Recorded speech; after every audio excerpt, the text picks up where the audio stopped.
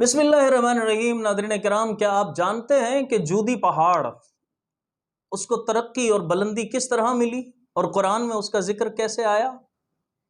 ویسے دنیا کے اندر بہت بڑے بڑے پہاڑ ہیں، بڑے ضخیم پہاڑ ہیں دنیا کے اندر، لیکن جودی پہاڑ ایک ایسا پہاڑ ہے کہ جس کو اللہ تبارک و تعالی نے ایک نبی، جی ہاں حضرت نوح علیہ السلام کی کشتی کو ٹھہرنے کے لیے منتخب فرمایا۔ اور آپ جانتے ہیں کہ اسے یہ مقام کیوں ملا؟ وہ ملا تواضع کی وجہ سے۔